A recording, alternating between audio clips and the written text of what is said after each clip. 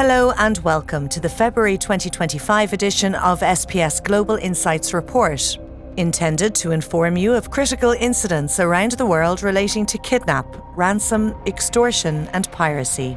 We begin in the Democratic Republic of the Congo. The DRC is facing an escalating crisis in 2025. The M23 rebel group seized Goma, the capital of North Kivu, where the UN says at least 900 people were killed in intense fighting, and has now more recently advanced to take Bukavu, the capital of the South Kivu region. The precipitating KRE danger remains asymmetric across the country, with the epicenter located in the eastern provinces of North Kivu, South Kivu and Ituri, which have been the most affected by current fighting. Between June 2017 and August 2024, over 3,300 abductions were publicly recorded by human rights NGOs in the eastern DRC. The resurgence of the M23 in the eastern DRC likely signals an uptick in the KRE threat landscape, mirroring past trends seen in 2012. Militants increasingly target both locals and foreign nationals, including aid workers, for ransom demands.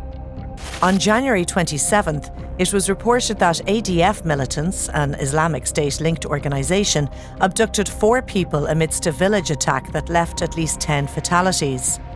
In a further development, the M23 has imposed illegal taxes on the Lubero-Goma road, demanding payments from truckers of up to $400, demonstrating increased risks of extortion. Historical evidence from the previous conflict and the latest OSINT concludes that the M23's advance is likely to exacerbate insecurity, intensifying kidnapping threats in the DRC. Moving on to South Africa, and the KRE crisis in South Africa remains significant, with an alarming 17,000 kidnappings reported in the latest annual statistics. This represents a 260% increase over the last decade. As socio-economic and government challenges remain persistent in South Africa, we foresee no immediate reduction in the kidnapping landscape. Several notable incidents underscore the country's prevailing high risk. In November 2024, a 47-year-old Chinese national was abducted by 3 male suspects who forced him into a white Ford EcoSport and drove off. This incident took place just 2 days after the kidnapping of a foreign national student. With a daily average of 50 kidnappings reported between July and September 2024, the risks are widespread. Organised criminal syndicates and quasi-criminal networks are heavily involved in kidnapping for ransom, protection rackets and extortion, while smaller or individual threat actors have resorted to express kidnappings as a quick means of financial gain. The risks remain widespread, necessitating effective security mitigations to safeguard both commercial interests and personnel. US nationals are often at a heightened risk of suffering from KRE crimes when travelling abroad. This is generated by 2 factors: their perceived material wealth and their perceived political value. On average, 200 to 300 American citizens are kidnapped overseas every year.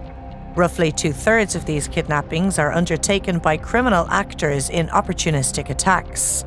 One territory expected to pose an acute threat to Americans is Mexico.